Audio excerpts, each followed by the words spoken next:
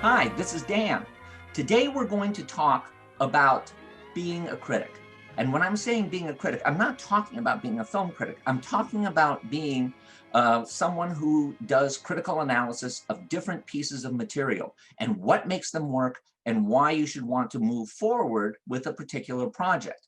Now, admittedly, today's is going to be a little bit canted toward the corporate side as opposed to the independent producer.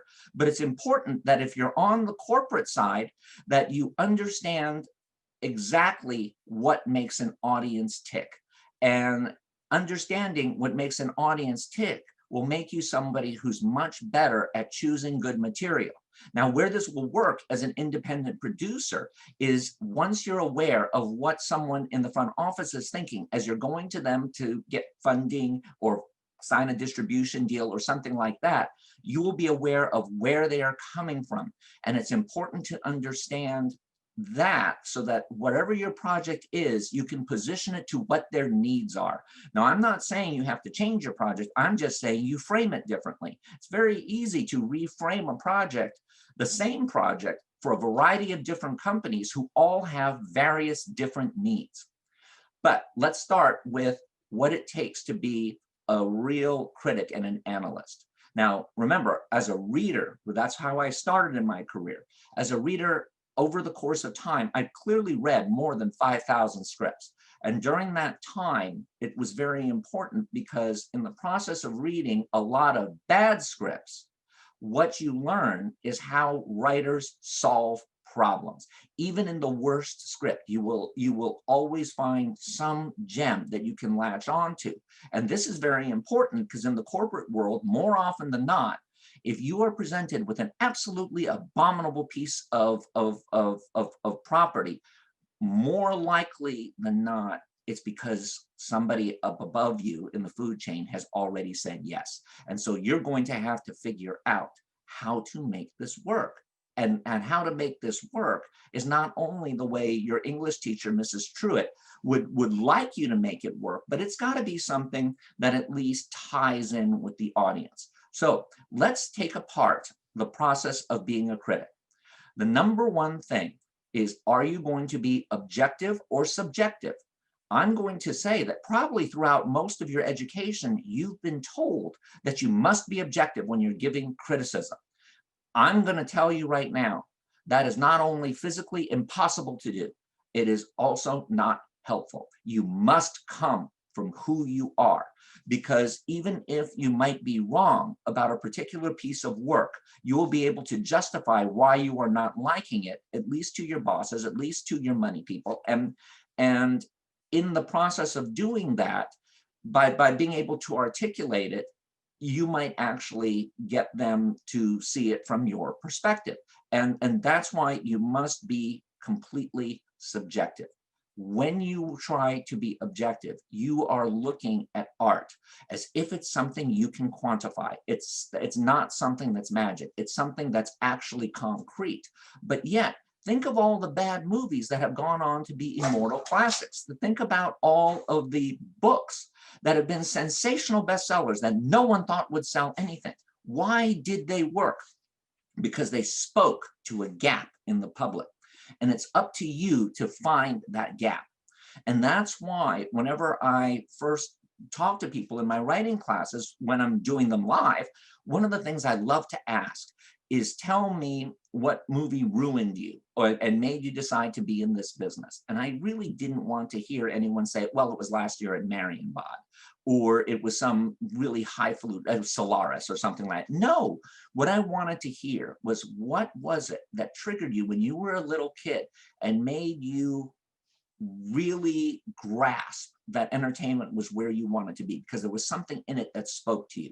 Well, because what your job is as someone who is going to have critical insight onto a project and be able to evaluate it is to understand why you like what you like. Now, my shame movies include Valley of the Dolls, which is all about show business, and it does it in a wonderfully tacky way that wound up turning it into a cult classic. And of course, ironically, but not really so if you think about it, I wound up working for one of the stars in the movie, Tony Scotti. So I had been prepped from the time I was in like 3rd grade, because my mom had forbidden me from watching the movie on TV, that to all of a sudden have it be a lifelong obsession. And it actually helped my career, because the fact that I was liking this low piece of trash that everyone said was a bomb, including someone like Leonard Maltin, I nevertheless grasped onto it. So I had an understanding that there were bad movies people loved. That's also why I love Cleopatra Jones. It's also why I love this horrible pastiche of Yugoslavian movie and scenes that were shot random called Track of the Vampire. And yet these are movies that have managed to pass the test of time.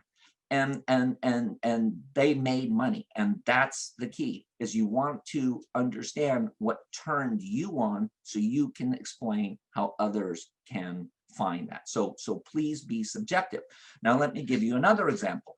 During the course of my time as a reader, one of the companies I worked for was New Line, and they fortunately were in their height of making the Nightmare on Elm Street movies. And I loved horror movies. And I remember sitting in the lobby with some of the other readers, and all they were doing was complaining about the horror movies they were making, and they couldn't understand it. And I'm sitting there going, why are you working for this company?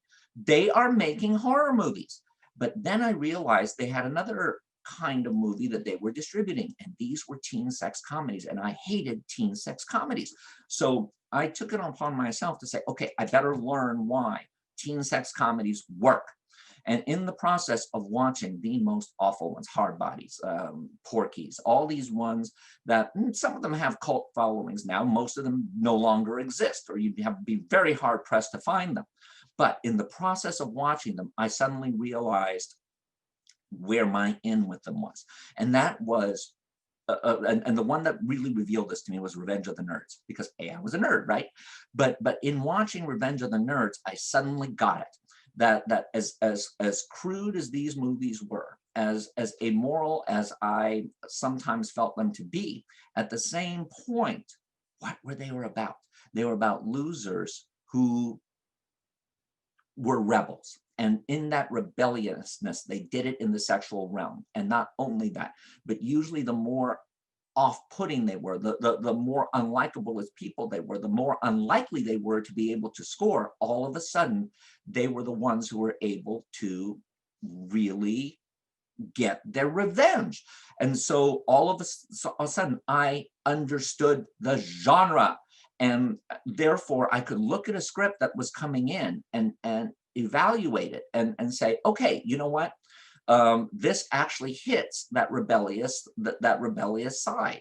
And yes, the women in it were deliberately objectifying themselves, but they were doing it because they were coming at it from a place of power. Now, you might be saying, Dan, you spent too much time in your Study of Women and Men Society class. No, remember, I'm coming at it from having loved Valley of the Dolls and from having loved Cleopatra Jones. So I'm looking at it and seeing the connection with where people were enjoying it beyond the merely puerile, because the merely puerile is boring ultimately. So I got to understand it. Plus, when I first started working at Fremantle and we switched over to doing television because of Baywatch, I had to understand why things were a hit on television. And it was much easier to do this then than it is now. Now it's actually impossible. But at that time, I found it important to watch every single show on television, and if it was moderate success or all that, as long as I understood why it was still on, it was fine. And the ones that failed, I also understood why they weren't working. What part of the show didn't work? Was it a lack of charisma on the players? Was it that the scripts were just unbelievably bad? Was it that clearly somewhere along the line something had happened to make this thing just completely blow up?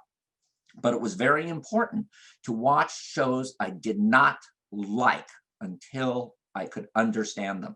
And the show I thought I would never understand was Home Improvement. I could not stand that show.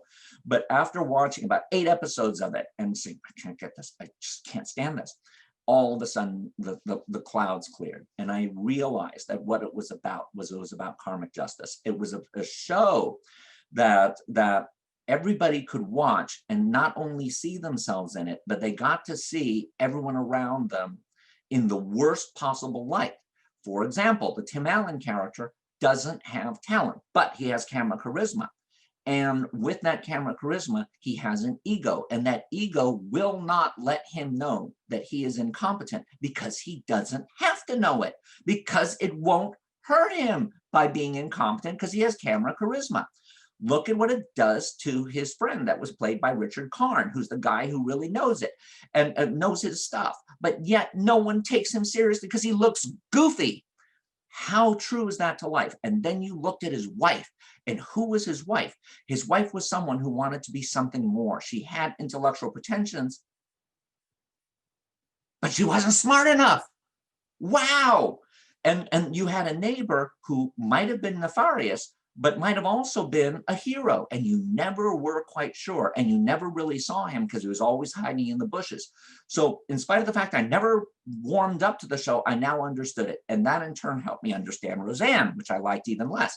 And by doing that, once we were doing Baywatch, I was able to tie in the fact that, look at me, do you think a fat Asian who's completely unathletic is the right audience for Baywatch? And the answer is yes, because that's not me. So I'm watching the show and I'm seeing these people who look great and they can do rescues. So all of a sudden I have to confront the fact that there is that element of the show. Plus it was goofball, and that goofball part really took the edge off of the objectification. And remember, now I'm talking about stuff that isn't necessarily critically acclaimed, but it works with an audience. That is your job. Connect with an audience. So that's why once you know subjectively what your feelings are, why you like what you like and don't like, you can actually move forward. Now, let's look at this taken in extremis. In the golden age of film criticism, where you had different critics literally battling each other for who was right about what was correct about the art of Hollywood, there was a woman by the name of Pauline Kael who was completely nuts. And what she would do, she was incredibly smart, but she was also highly opinionated and jealous. And so all of her negative features combined to, in her early criticism, to where rather than reviewing the movie subtextually, she was reviewing critics she didn't like who liked it. Therefore, if they liked a movie, she had to come up with a reason it was terrible. And she did great essays on West Side Story and Sound of Music and Man and a Woman and La Ventura and all of these things that outraged the critical establishment at the time. And yet, when we look at them today, they're well-reasoned. And so for those of us who have to sit through a movie that we can't tolerate in a film class, by reading the Pauline Kael answer to why she hated it, we get an insight, and in the process might actually find that we love the movie because she was so good at articulating her passions. And that's what an independent producer does. That's what a good development person does. You can only work within your frame. You can't unless you study, you can't move outside of that too much. So what is your job when you're looking at a piece of material that's coming in? Yes, on one hand, you are being Mrs. Truitt in English class, looking at it from its literary quality. Does it have good story? Does it have good character? Does it have good scene work? But there's another part that you must be very, very sharp on. And that is, as you're looking at it, is there energy in it? I used to say, and it still holds true actually, that when I'm in the process of reading a script, I don't care how bad I feel it is. Is there a moment in it? Is there something in it that gives me the key to the inside of what is it that could make this great? And often it's a scene. There's a scene in it that has a truth in it.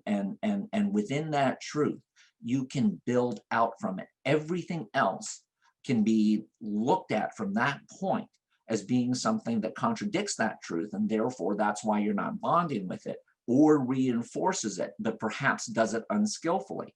And sometimes it's buried within the work, but because karma plays tricks on you, and often the worse a script is that comes across your desk, the more likely it is someone above you has already said yes to it. So you're going to have to figure out how to make this work.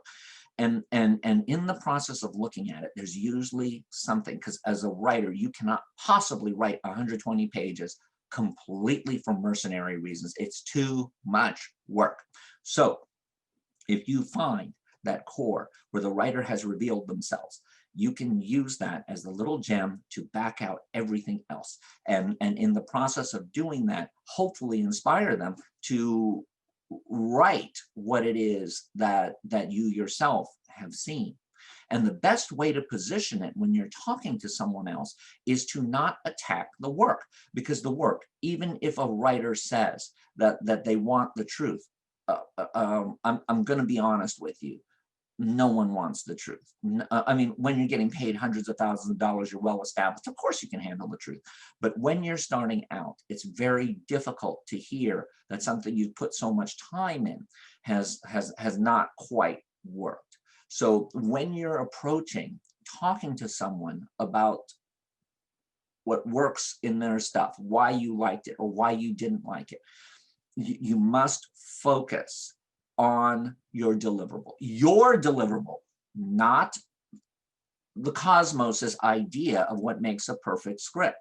So for example, if I'm presented something that is really, really not quite there, and it's a homespun family drama, and our company isn't even looking at that type of material, it becomes very easy.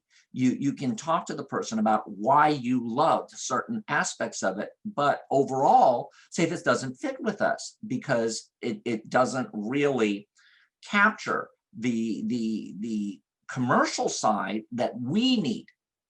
Not your fault. It's us. We're the ones who can't use this piece of work.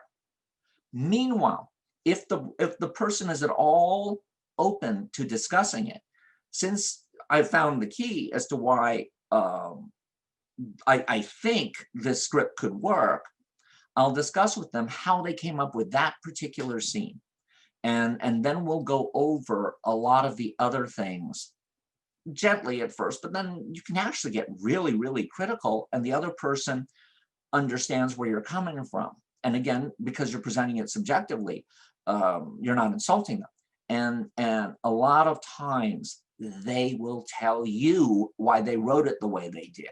And I hate to say it, there's way too many cases when you're talking to someone about their script and why it came out the way it did, it's because they've given it to other people to give them feedback. And that feedback that had come in had been very Mrs. Truitt, the teacher, where they're looking at it and only breaking it down by objective criteria. They're not looking for the magic in the script. And because of that, the person has rewritten what they meant to write inside out. They've gotten rid of it because they were trying to get it to conform. And what my job as a development person was to help them see what they were really trying to write and build it from there. Because a lot of times in talking to the person, because remember, when you're doing a pitch on the corporate side, you know more likely than not, there's nothing that's going to ever come in that fits your needs perfectly. But what you're looking for is you're looking for someone you can work with. And sometimes someone who gave you a script that you didn't really like, but you find out what their core was, what they were really trying to write, and you go, I got a writing assignment for you. Or I got a recommendation for you, but I'm not going to tell you. I'm going to make a call on the side and call that person, tell them I read this thing that's actually pretty good, doesn't fit with what I need, but it does fit with what you need. Happens all the time. And it's because I saw what you wanted to write, because I was open enough to not say it had to be a masterpiece. It could be Track of the Vampire, and it's fine. Because there's certain people who will love that. So when you're evaluating something, always come from that first position. What in this could possibly work? What detail in it might have an insight? And then you just take it from there. And the other thing is that there's a lot of jargon that goes along with criticism. And that jargon is often presented in a highfalutin tone. And for example, you'll go to someone or you'll read a story report from someone who's fairly new at writing story reports. And they'll say, well, I didn't like it because I thought the dialogue was flat. What does that mean? What does the dialogue is flat mean? You need to explain it. Well, I had a concern with the dialogue because in scenes where there's an emotional subtext that could be brought out, instead, it's all expository. Now, I understand that while you were writing this, you felt you had this vast amount of information that needed to get through. But perhaps rather than having a character sit there and explain it in really excruciating detail, what is the reaction on the other side? How is the other person taking it in? Are they hostile to the information? Are they receptive of it? And in the process of doing that, now the scene becomes about the people discussing this thing. And this thing that you thought was all important, doesn't matter. Alfred Hitchcock used to talk about the MacGuffin. And the MacGuffin was the thing that in the movie everyone was concerned about, but it really wasn't important to the plot, such as the $40,000 in Psycho, such as the spy secrets in North by Northwest. Now remember, in North by Northwest, there's a scene when Leo G. Carroll explains to Cary Grant exactly what's going on. And how is that scene explained? They're walking outside on a plane terminal. You hear plane engines. Leo G. Carroll is explaining it. You don't hear a word. And at the end of it, Cary Grant goes, I got it. It's all you needed. You didn't really need to explicate it. And that's why the dialogue was flat. It was too on the nose. It was trying to say something that should be obvious by the reactions. And sometimes when you can fiddle it out with the person, you might even play a game and try to come up with other things that they could have been talking about while they were moving forward. For example, in a seduction scene, what's a great way to write a seduction scene? Have someone, okay, this is kind of a cliche, but let's say they're in a museum and they're talking about different works of art. And as they're talking about the works of art, you realize that they're talking in seductive terms toward each other. And what they're saying is secondarily important to the fact that they're about to commit mortal sin, right? So you play with it in that way. So you kind of explain. Now, I know this sounds like it's a pain in the ass, and it is, but when you're dealing with someone on a one-on-one basis and you're trying to help them, to explain where you're coming from, to let them know that you're on the side of the work is vital. And that's one of the ways you can, that's one of the ways you can do it. And so in being a critic, in being someone who is evaluating material, the important thing is what in it has energy to you. What in it is the kernel that you think could be a water cooler moment, that thing that when you're in an office, saying we get out of COVID, that you're going to be sitting there with other people and saying, you know what, I really love this scene in this movie last night. I really love this story. I was really moved by it. That's where you start. That's the key.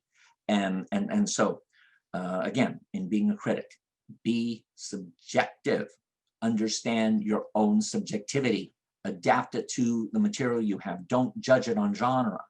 And okay, let's say that you were presented with cuties. I would have framed that completely in along, well, if I said I wasn't at all interested in it, I would have framed it along the lines of what happened with Pretty Baby, what happened with the remake of Lolita. These were phenomenal failures, and they caused their filmmakers incredible trouble. And so I would have framed it as you don't want to go there. Yeah, you'll get controversy, but you don't want to go there. So there's always a way to position it to where you're not attacking the person, but you're rather pointing out where they must have caution. And to be honest, as a critic, as a development person, as an independent producer, it's your taste, it's your ability to assess the audience that's going to make you a success.